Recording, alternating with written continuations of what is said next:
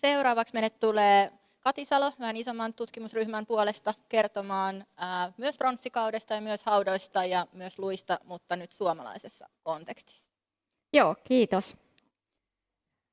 My name is Kati Salo and I'm here behalf of some of my colleagues, and we are writing an article also, and there will be some other colleagues as well, as for example Bronze Age researcher Jarkko Saipio has agreed to participate in that article, but now I'm talking just about the bones found from the Bronze Age cairn, type of cairns in Finland. And Bronze Age in Finland, it began 1700 before Christ and it ended 500 before Christ approximately. And there is also bronze objects and also stone objects were still used. And agriculture became one of the subsistence strategies during this period. And also there was animal husbandry was used in this period. And there is burial cairns are monumental burial cairns are situated by the coast, and there is also burial cairns in the inland, but they are not so monumental as the cairns by the coast. And we know now about 10,000 cairns, and only a small part of them has been excavated, and only in small part of them have been found some founds, but the bone is the most usual find from these cairns. And it has been long thought that what these cairns are they burial cairns, are they landmarks for the seafarers, or are they sacrificial heaps or whatever? And most of them are situated in the Satakunta parish, but there is also in other parishes by the coast very much of these cairns. And bones found from the cairns, these have been researched before by at least 2 larger studies, which comprised of 30 cairns in each, by Tarja Vormisto and Pirjo Lahtiperä. And rarely there is over 1 kilogram of bones from these cairns, except for, there is of course exceptions like Eura Luistari cairn where there is 4.5 kilos of bone. These cannot be of course from the same individual, and the minimum number of individual is also higher, but I think the cairn in Eura Luistari, I don't know, I have no proof of this, but it has been dated by Pirkko-Liisa Lehtosalo-Hilander to belonging to Bronze Age. But I think it has been used after the Bronze Age, during also the Iron Age, and maybe until the period when the inhumations begin in the Luistari cemetery. This is just speculation though. And we would need to have radiocarbon datings from the cairns so we could really prove this. Cremated animal bones, they are few in the Bronze Age, and they become more common during the Iron Age. Of course, there has been, Auli Bloyer has published a study where there has been found also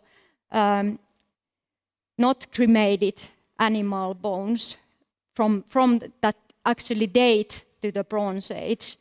So there is different kind of processes, but I think Kristiina Mannermaa will deal more with these later. And there is also feminine or masculine traits in the skeletal parts, but as these are mostly skull parts, and we know that the females, when they age, they get more masculine traits in their skull, and the young individuals have more feminine traits in their skull. So we cannot really say, and these are also like solitary finds. So if you have one masculine trait in your skull somewhere, you are not necessarily man, or vice versa. And then the size of the bones. This was very interesting to me, that the size of the bones differ between Finnish mainland, and for example, Eckerö melanocyte in Åland that I studied, and also what I've learned in Niels Gustav Geival's studies of cremations in Sweden, that the skull is much thicker in those. So what does this mean? Are these all who are buried in Finland, are these all female, so that they have thinner skull? Probably not. Are these different populations? Is there some problems with the nutrition in the Finnish that they have thinner skulls, that they are not so developed, or whatever this might be? But it was really an interesting finding, because we couldn't measure so much other skeletal elements than the skull thickness. It was measured from 130 cairns, if I remember right. And fragment size is bigger in the Iron Age. This is probably no surprise that the Bronze Age material has gone smaller during the age when it has been buried. And then age at death, we cannot really say much. We can say that there has been some children in the cairns, and there has been some adults in the cairns, but the age at death of the adult individuals especially, it's very difficult to determine based on some skull fragments or some other parts which are not usually so well preserved. And pathology is even more problematic to determine, since we may have a pathological bone that has deformed so much that I cannot identify the fragment where it comes from, the skeleton. I can see that from the porosity it's probably human bone and it has some pathology, but I cannot say what it is, since I don't know even where it comes from, the skeleton. So it's very, very, very difficult to say anything about that. I have studied bones now from over 200 cairns, and 40 of them dates to the Iron Age, and it's a comparative material. And then also 101 dates either to Bronze or Iron Age that we don't yet know, because we don't have the datings. And human bones have been identified from 164 cairns, and 31 cairns have more than one individual, and in many cases it was an adult and a child. Here we can see the minimum number of individuals is 3, based on the frontal part here, orbital rim, and one of them shows more feminine characters and 2 of them shows more masculine characters, but as I said, I'm not saying anything more about that. And here is minimum number of individuals is 2 from the zygomatic bone, cheek, and then minimum number of individuals from the temporal bone, and from the frontal bone is 2 in this case. So this is quite sure that what we can say, but then it comes more unsure when we go to the pathologies, like porotic hyperostosis. Have these individuals possibly suffered from porotic hyperostosis, which is thought to be caused by iron deficiency anemia or other anemias, usually? And from dental disease, we cannot say even have these people had caries in their population, because we only have fragments of the tooth roots preserved, and the dental enamel, it chips away. So we cannot really say much about the dental diseases of these people. But from the maxillary and mandibulary remains, we can say that they have at least lost some teeth before death. And there is one periapical lesion in the maxilla, upper jaw, and it has penetrated the sinus cavity. And if this is a small snode, it's a very small fragment, but it really looks like a small snode. But if it's a small snode, I don't know any examples of cremated bones where small snodes have been reported before. And then I have some signs, because usually the most common after dental disease, it's a joint disease. And we have some signs of possible osteoarthritis in these remains. These are very small fragments again, but we can see the osteophytic bone formation. For example, here in the vertebral bodies, you can see that there has been some outgrowths of the bodies, and here some more related to osteoarthritis. And here is very possible case of osteochondritis in one joint, osteochondritis dissecans. And also we looked at the genetic markers in the skeleton. For example, the sutural bones are said to be non-metric traits or genetic markers in the skeleton. So we saw these sutural bones, which are actually extra bones in the skull sutures. These have been preserved. And then we saw, for example, here supraorbital notch, and then supraorbital foramen, and then a double foramen above the eye. The double foramen is always more rare. And then the age of death of estimation of the adults, which I can say something about if the sutures have really grown together, maybe it's then an older adult. And based on the teeth, the pulp cavity usually diminishes by the age. But it's very difficult to estimate where exactly these root fragments are from, and then we cannot really measure them and compare them.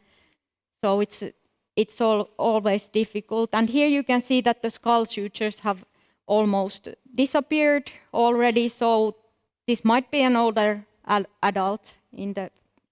But when it comes to children, it's more easy, because here we can see the metaphyseal surface in a hand phalanx, and it's in the proximal end, so this is teenager, approximately.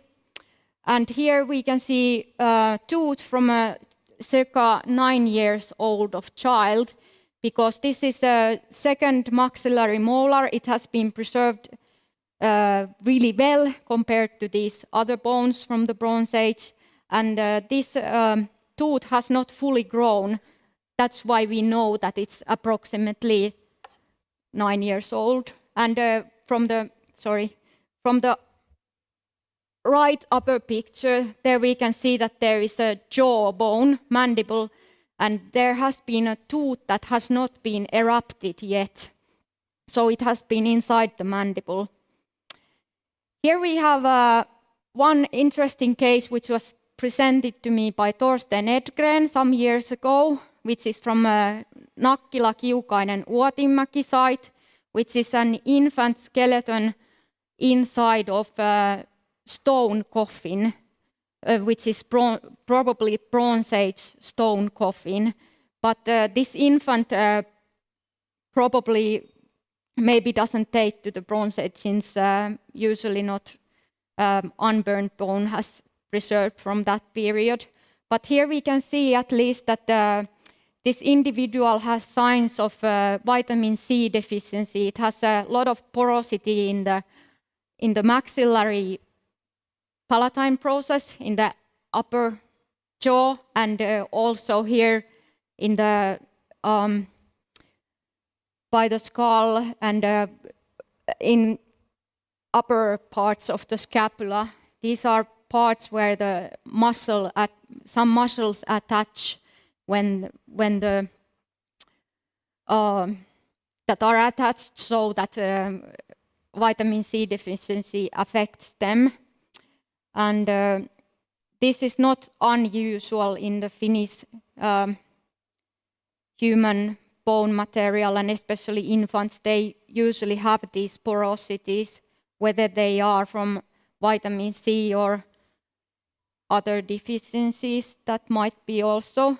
And then with Krista Vajanto, we found this one that was thought as a bone, but actually I looked at it inside and I was like, there is maybe an amber. And then Krista Vajanto took this to the Aalto-yliopisto and University of Aalto University. And she took these amazing photographs, and we actually think now this might be amber, this piece. And then I have some dreams for the future. I have here MA student Madi Hentunen in the front row, who is studying the cremation process during the Bronze Age and has made measurements of the fragment size. And then Professor Kristina Mannermaa has kindly offered to identify the animal bones from these. And then I'm dreaming also that we could do color estimations by the CIELAB spectrophotometer that we have in our archaeology unit here in Helsinki. It could tell about the burning temperatures of these bones much more, although they look quite white and there is some coloration from the ground also in the bones, but I think we could do that. And then also the dating of the individuals, for as long as I know, 59 of these have been already dated or are being dated at the moment, and 11 of these have too little bone preserved so that they cannot be dated by radiocarbon dating by the modern methods. And I want to thank, of course, Ålands Kulturfrontet and Cultural Foundation of Satakunta for giving me money to date some of these bones. And for example, from Satakunta, we dated sites where there has been a Stone Age dwelling site under, and then there has been built a cairn on top of it. But unfortunately, none of these dated to Stone Age as we hoped. But anyway, and then I'm dreaming of doing also strontium and lead, maybe lead also, isotopic analysis of these bones to know where these people are from, if they have been staying in Finland or if they have come from abroad, for example. You could know that by the strontium isotope analysis. And I think I saw Maria Lahtinen here also. We have been planning to apply money for this kind of study also. And okay, I want to thank everybody who has helped me. I probably forget somebody, so please forgive me. But here is the people that I remember who have helped me in finding the bones and giving me access to the bones and so on. So,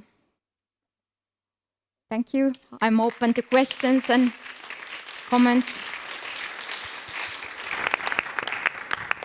Kiitos Kati. Tässä oli aika mahtava esitys siitä, että minkälainen se luuaineisto Suomessa on verrattuna sitten vaikka tuohon alkupäivän Jamna-hauta-esitykseen. Eli vähän erityyppinen aineisto sulla nyt käsissä. Joo, kyllä. Että meidän täytyy niin kuin arkeologiassa mennä aina sen avulla, mitä meillä milloinkin on. Että me ei voida sanoa, niin kuin, tehdä päätelmiä semmoisesta aineistosta, mitä meillä ei ole valitettavasti. Näin se on. Ja nyt on taas tuttuun tapaan yleisökysymyksille aikaa.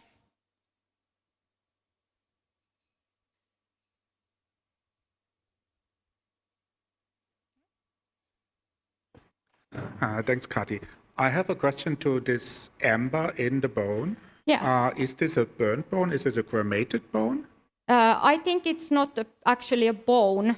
First I thought it might be like a bladdered stone or something like that. But then we saw it like closer because it has these rings, this inside of each other, that there is. It has been formed by some process in the nature. I'm not sure what process it would be if amber is formed so that it develops so.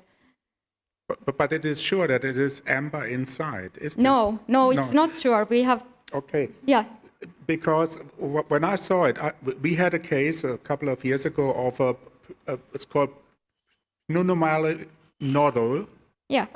That happens when disease takes the lungs, for example, and then the body encapsulates the disease with some culture's material, so to create such a nodule. And actually that looked exactly like the nodule that we had been found some years ago. So I'm wondering whether this is also such a kind of rather disease indicator than it is amber. Yeah. How big is it? It's this size, so it might well be, like I said, that I first thought it's a bladder stone or kidney stone or something like that. But that's a really good question, and I would like to ask you back a question. Can you figure out any method that we could really Well, what we did, we gave it to the Max Planck Institute in Jena, and they did DNA analysis of it, and they came out with, what's the disease called? Abortus. It's a bovine disease. Yeah. So it's a fantastic discovery, and there will be a publication coming out about this. Yeah. Brucellosis abortus, that's the disease. Yeah. So I'm wondering whether this may also be a kind of an indicator of a disease. And if it's like that, I think it is worth also testing it for DNA and to check what kind of disease is potentially there. True. And also we were thinking with Krista Vajanto that we burn some amber and see how it looks like, if it looks the same or this. Yeah, but it's a good idea. Thank you.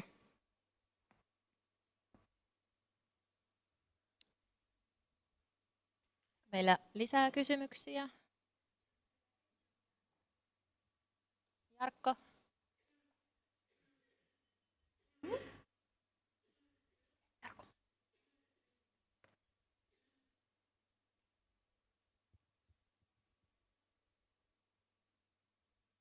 Yeah, it is very interesting results indeed, and I'm very glad to be part of that.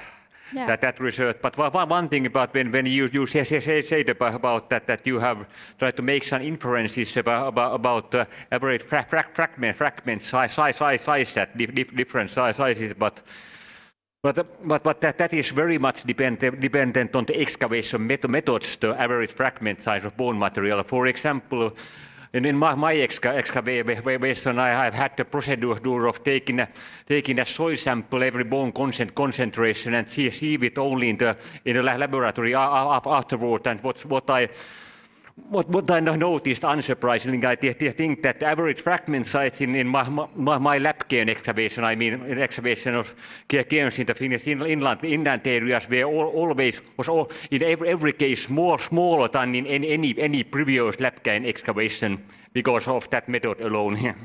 Yes, thank you. And I've noticed really this, that modern excavations, like your excavation particularly, they have these really small fragments, and it takes really time to go through all the material as well when you have such a small fragments. But also we can notice that the smallest child can be maybe identified from the smallest fragments. So it's not wasted the effort if you take all the like really small fragments of bone with you. So thank you for being thorough in your excavations.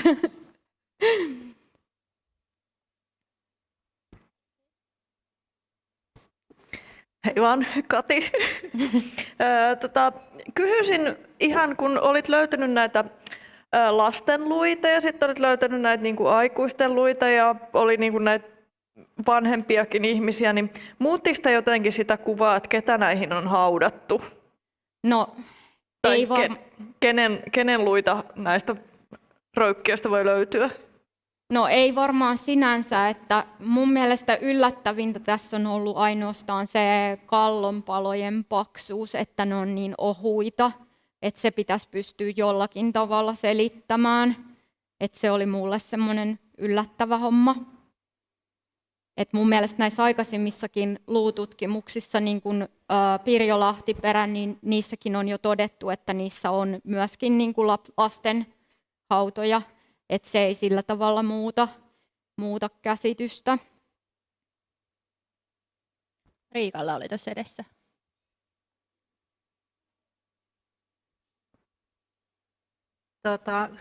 Oli niitä patologioita näitä tuossa, niin oliko niitä kaikissa vai vaan pienessä osassa, vai miten ne niin kuin vertautuu siihen koko aineistoon? Siis hyvin, hyvin vähäisesti, että niitä on todella, todella vähän. Ja sitten just se, että kun mulla on tavallaan yksi semmoinen palanen esimerkiksi, että mä näen, että se on patologinen, mutta mä en voi tietää, mikä siinä on, koska mä en edes tiedä, mikä palanen se on.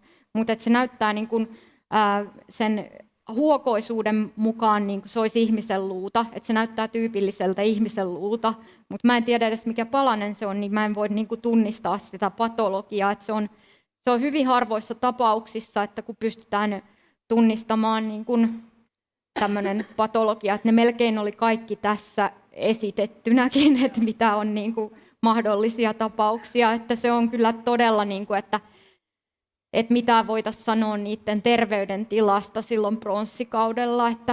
Eli esimerkiksi raudanpuutos ei ollut mikään yleinen tila silloin ihmisillä. Niin, niitä oli muutamia tapauksia tämmöisiä, joissa mä epäilin sitä, että se voi olla sellainen, mistä pystyttäisiin sanomaan, koska kallon palaset on hirveän helppo tunnistaa kuitenkin, että siitä voitaisiin ehkä jotenkin sanoa sitä yleisyyttä, mutta en ole vielä varma tästä.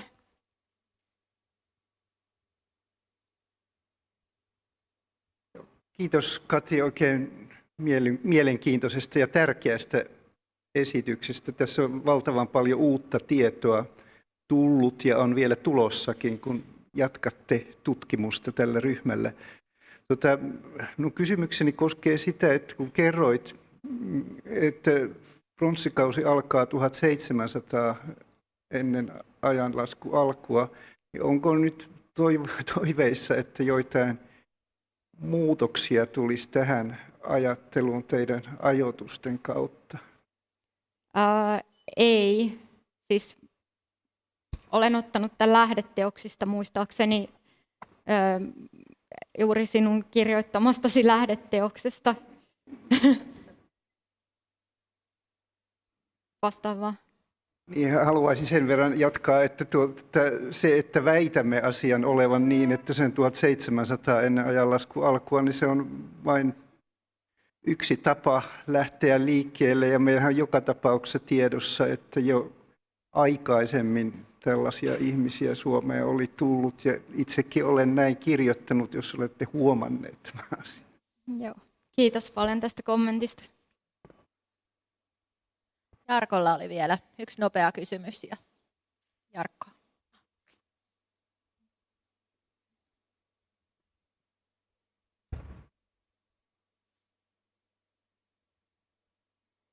Joo, taas ehkä niin oikeastaan tarkennuksena tuohon, että voisi sanoa siis se, että meillähän tai siis se, että Oulun Hangaskankaalla meillä on toistaiseksi ainoa tämmöisestä niin kuin, ei-röykkiökontekstista löytynyt, niin kuin, voisi sanoa, että pronssikautinen niin hautauskonteksti oli osittain hevosten kaverin tuhoama siinä vaiheessa, kun löydettiin, mutta josta niin oli siis tämä seimatikari, siis tämmöinen, niin tämmöinen mikä ajoitetaan noin typologisesti noin 1900-1600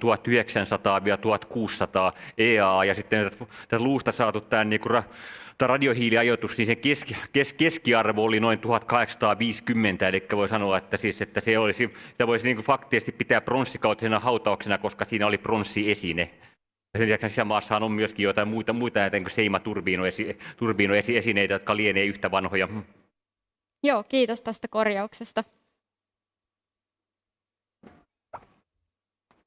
Kiitos Kati.